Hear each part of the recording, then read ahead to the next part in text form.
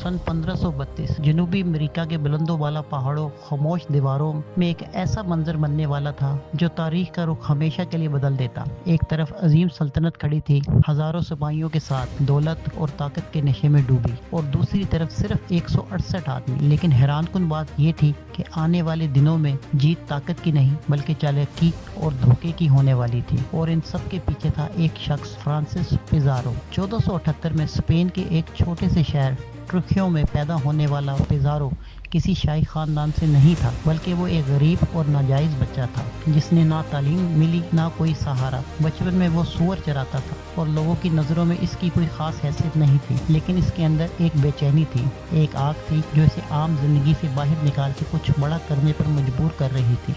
वक्त के साथ साथ यूरोप में नई दुनिया की कहानियां फैलने लगी। एक ऐसी सरजमीन जहां सोना आम था, जहां अजीम सल्तनतें आबाद थी।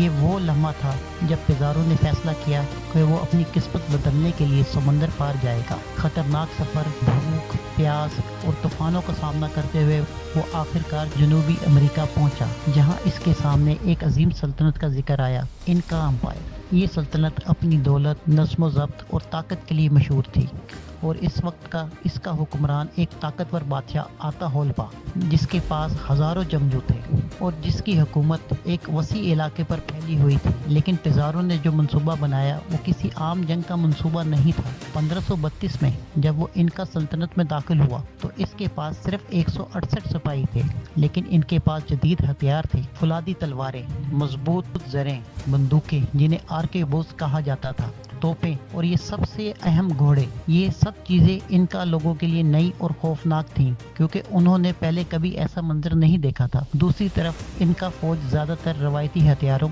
जैसे नेज़े, पत्थर और गोले इस्तेमाल करती थी।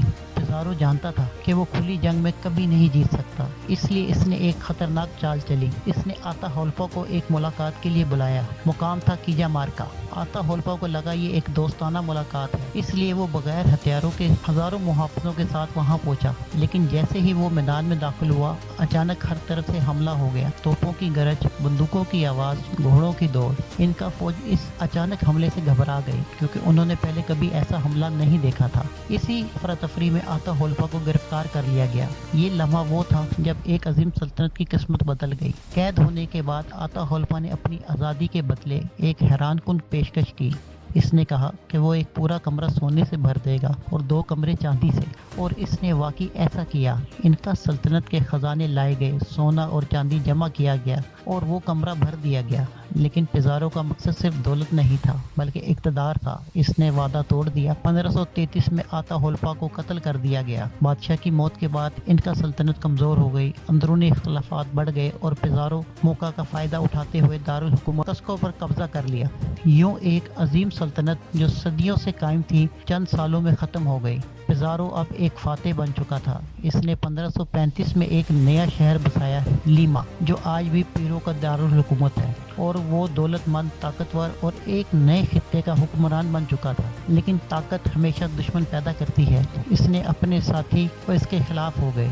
साजिशें शुरू हुई और इक़्तिदार की जंग एक नया रुख अख्तियार कर गया। आखिरकार 1541 में लीमा पर इस पर हमला किया गया, और वही शख्स जिसने अजीम सल्तनत को शिकस्त दी थी, अपने ही लोगों के हाथों मारा गया। आज जब हम पिज़ारो की कहानी को देखते हैं तो एक सवाल अभी भी बाकी रहता है, क्या वो एक हीरो था या एक जालिम फातेह? कुछ लोग इसे बहादुर मुहिम जो समझते हैं जिसने नामुमकिन को मुमकिन बनाया, जबकि कुछ इसे लालची और बेरहम शख्स करार देते हैं जिसने एक अजीम तहजीब को तबाह कर दिया। लेकिन बात तय है कि फ्रांसिस पिज़ारो ने तारीख को हमेशा के लिए बदल दिया।